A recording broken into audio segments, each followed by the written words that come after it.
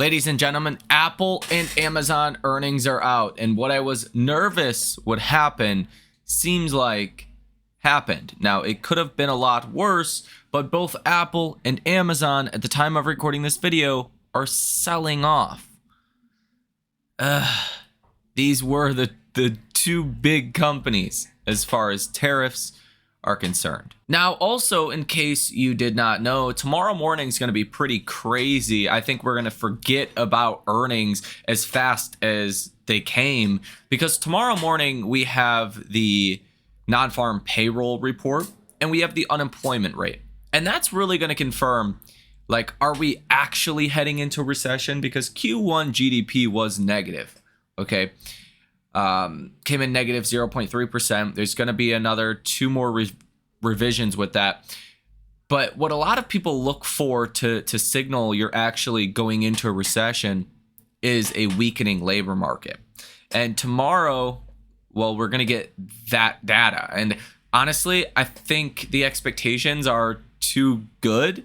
And I think we could be due for a downside surprise, which wouldn't exactly be super great for markets. Now, Q1 GDP was mainly negative because of a surge in imports. And, well, we're not going to have that working against us in Q2.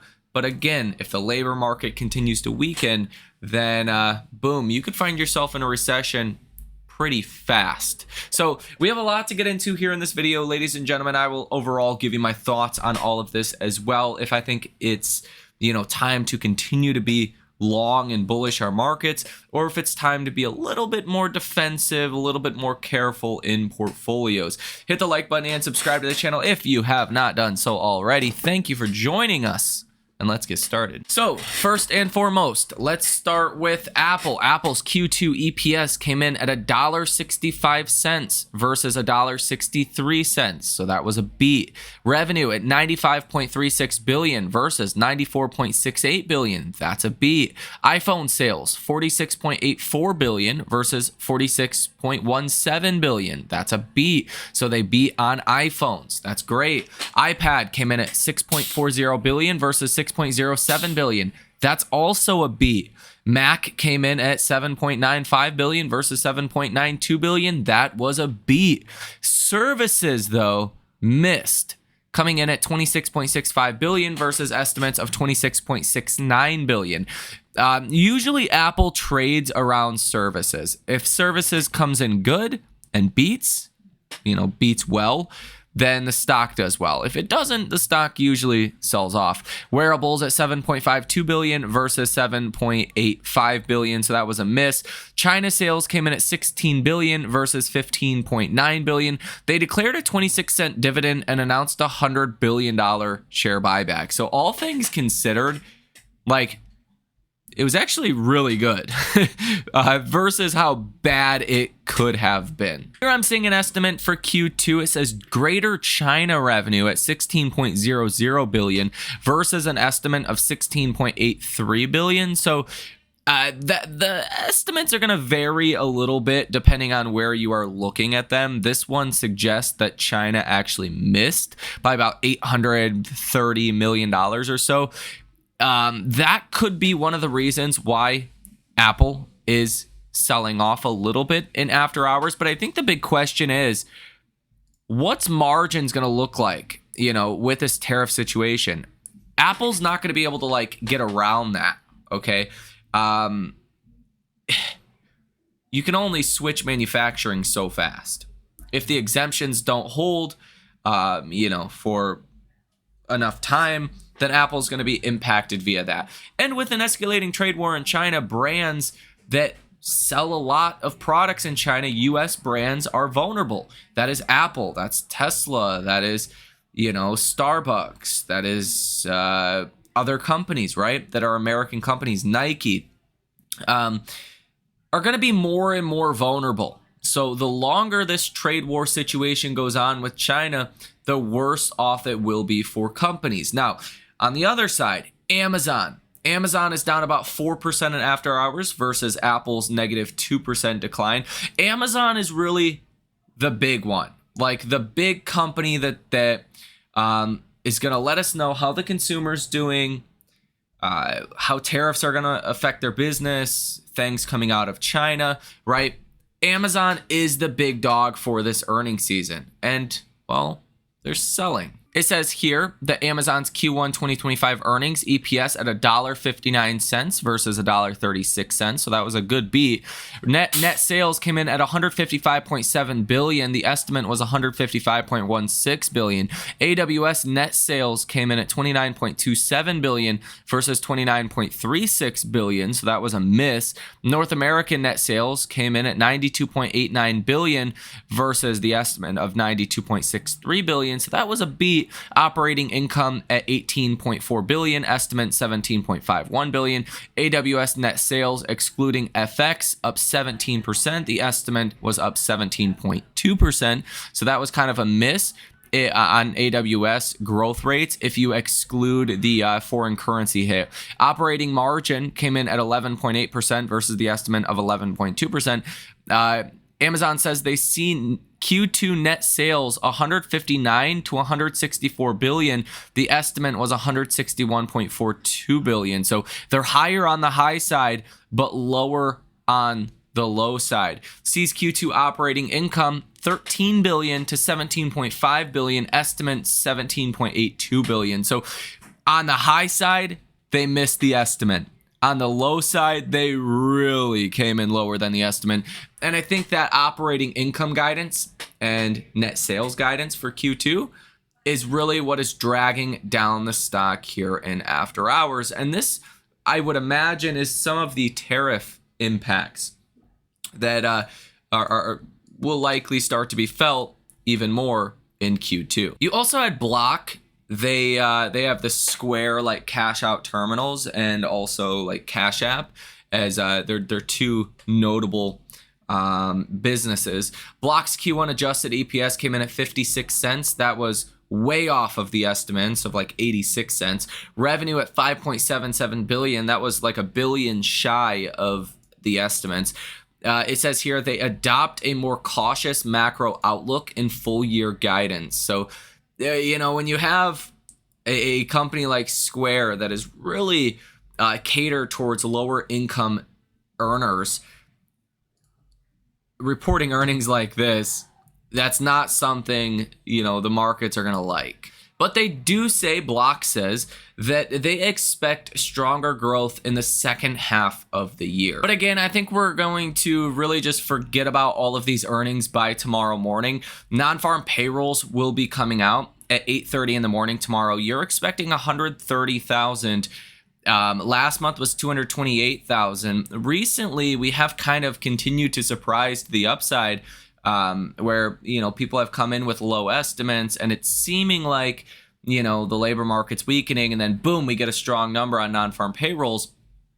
Well, it's gonna be difficult to do that. The ADP employment change came in weak. Initial jobless claims have come in weak just in the last 48 hours. So if non-farm payrolls come in weak, then that wouldn't be a huge shocker at this point, at least not for me. And I don't think for most individuals on Wall Street. I think the estimates are probably a little too high.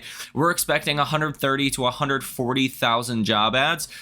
This number could come in less than 100,000. That wouldn't surprise me. The ADP employment change was expected around 120,000. It came in at about 60,000. So it was about half of the estimate. If that were to happen tomorrow, that's a problem. Because why?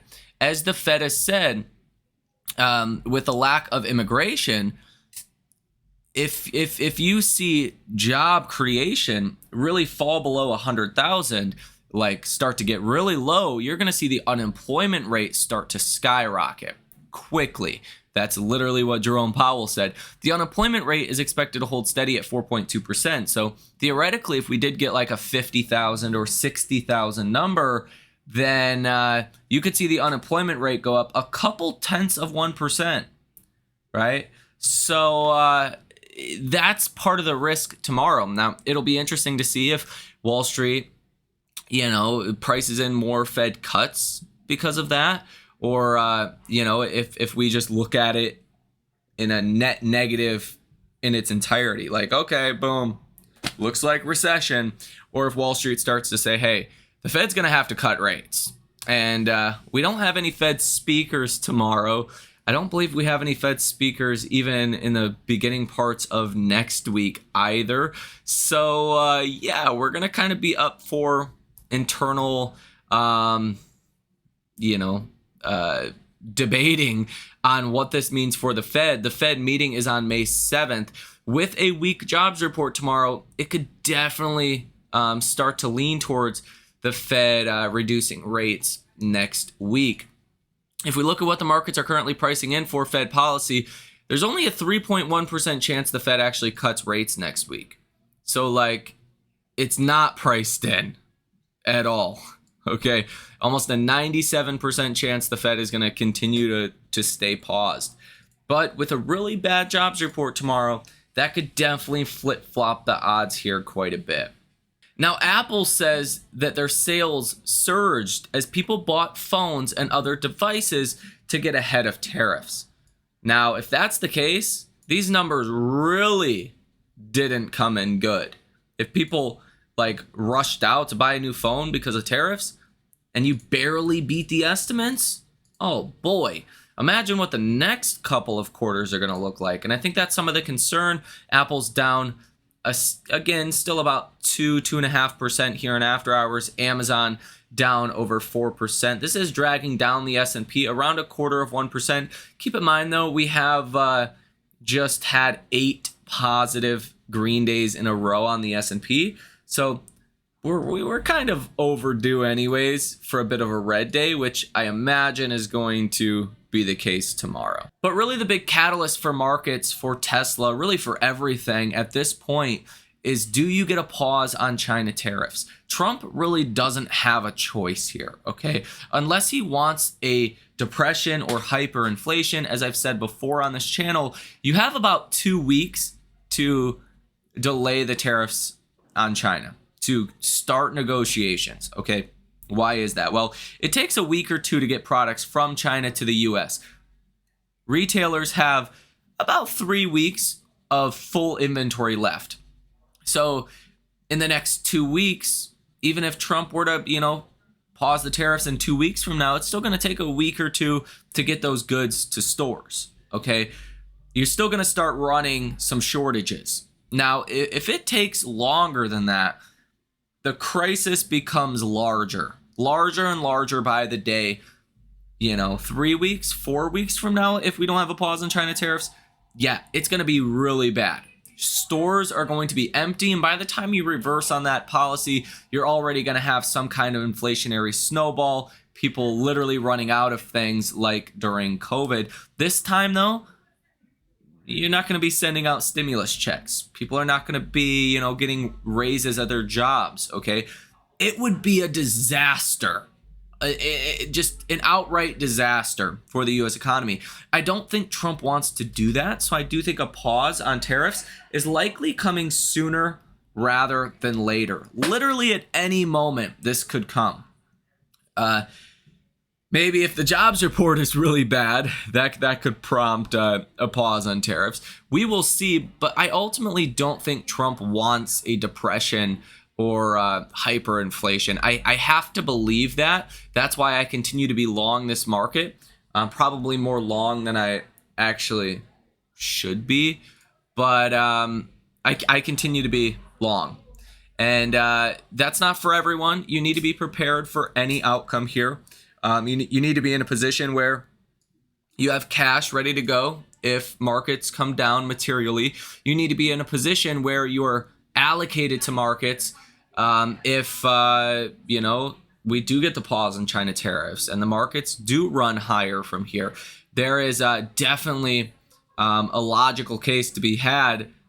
Maybe not logical, maybe that's the wrong word, but there's a case that things could go either way here, that we're going to fall back down to the lows again. This is the start of a bear market. This is just a bear market rally.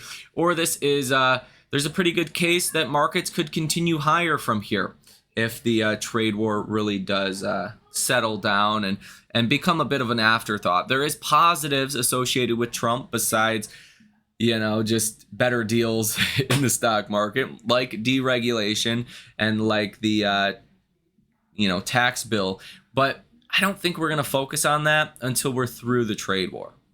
So we will see what happens. Let me know your thoughts on this down below in the comment section. I do think tomorrow morning you're actually going to get a pretty damn big move for Tesla and really for the broader markets around that jobs report. So yeah, gonna be crazy. Let me know your thoughts down below in the comment section. Have a fantastic rest of your day, and I will see you in the next one.